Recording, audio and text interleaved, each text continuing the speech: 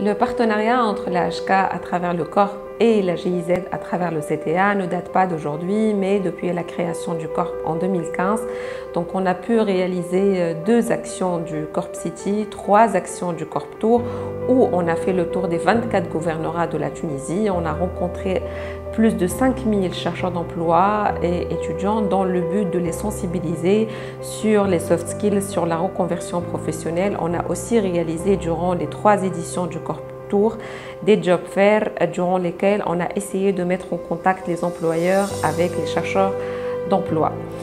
Pourquoi on tient à ce partenariat-là? Parce qu'aujourd'hui, le Corp joue le rôle de fédérateur entre le secteur public, le secteur privé et bien évidemment les chercheurs d'emploi. Donc aujourd'hui, grâce à l'appui de la GIZ et à l'accompagnement du secteur privé et public, bien évidemment, on a pu accompagner plus de 3000 chercheurs d'emploi en leur assurant des formations en soft skills et d'orientation professionnelle dans le but de favoriser leur insertion professionnelle.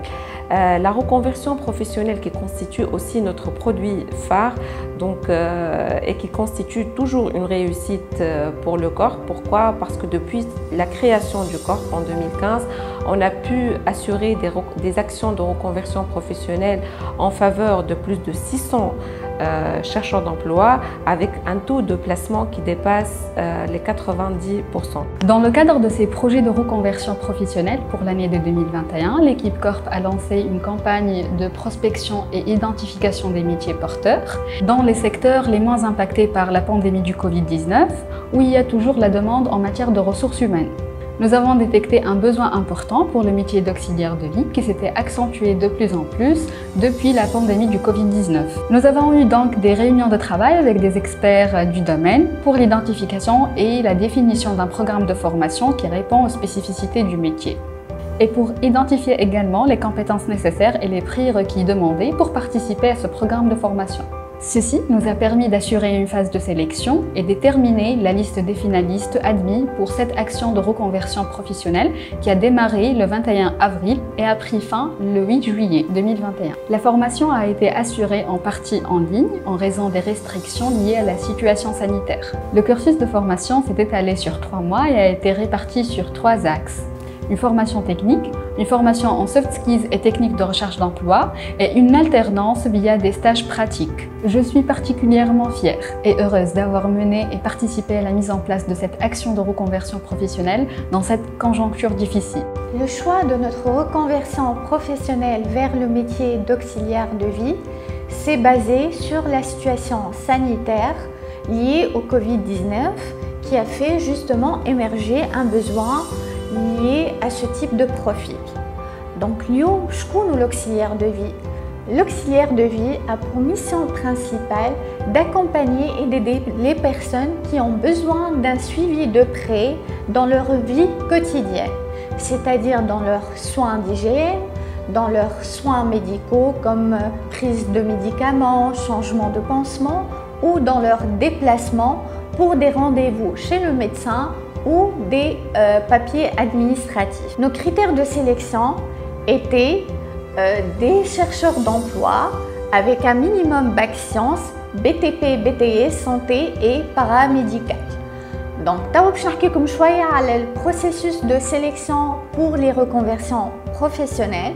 Donc, nous entamons notre processus toujours avec une veille sur le marché. La veille, elle sert à confirmer le besoin pour ce type de métier. Ensuite, nous procédons à la recherche d'un partenaire technique qui sont des experts dans le domaine et nous entamons la phase de sélection qui démarre avec un tri de CV, un premier entretien pour évaluer les soft skills des candidats, c'est-à-dire leur savoir-être lié au métier, et un deuxième entretien en présence de l'expert technique pour évaluer leurs connaissances. Donc, une fois la formation achevée, nous entamons la phase du placement que nous assurons à travers des partenariats tels que notre partenariat avec SOAR, qui est une plateforme de e-santé qui met en relation les particuliers et les intervenants du secteur paramédical comme les auxiliaires de vie.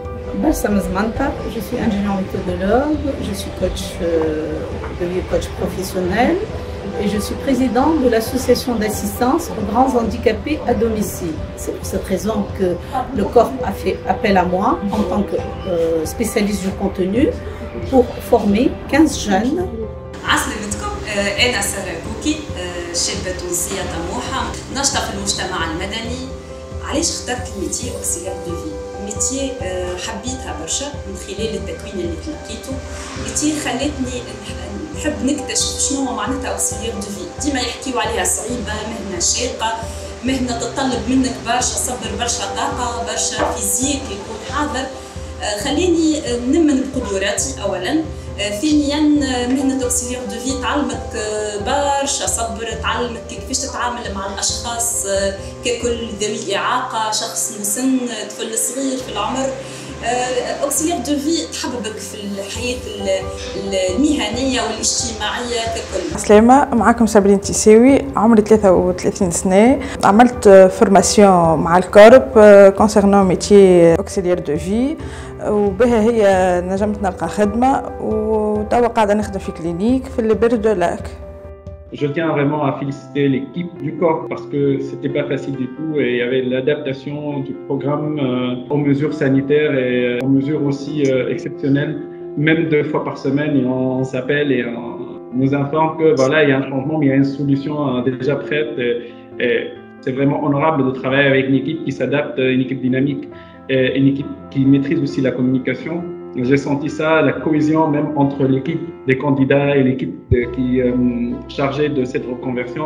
Il y a une forte cohésion, il y a des liens de communication extraordinaires. Donc ça montre qu'il y a du travail derrière et je félicite cette équipe. Heureusement, j'ai pu, malgré la situation sanitaire, assister une fois dans leur stage et j'ai vu honnêtement un engagement professionnel, oui, mais aussi humain dans le traitement des profils sensibles, dans les profils qui ont besoin d'accompagnement. Il y a le sourire partout et ça montre de la satisfaction personnelle, mais de la satisfaction aussi par rapport à ce qu'ils sont en train de faire dans leur stage. Et j'ai vu un accompagnement très minutieux de la part des coachs, des experts qui ont accompagné les bénéficiaires de reconversion dans les centres. On a senti qu'il y a une communauté entre eux en regardant les bénéficiaires qui sont en train de servir vraiment une population dans le besoin. Je veux justement et encore féliciter les candidats pour ce choix noble.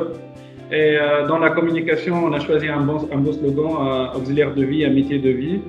Et oui, c'est un métier de vie. Donc je saisis l'occasion aujourd'hui pour remercier tous nos partenaires qui ont contribué à l'action de reconversion vers le métier d'auxiliaire de vie, et un merci spécial à nos chercheurs d'emploi et à nos bénéficiaires de cette action-là qui ont fait preuve d'engagement et d'implication afin de réussir leur insertion professionnelle grâce à la reconversion vers le métier d'auxiliaire de vie. Merci.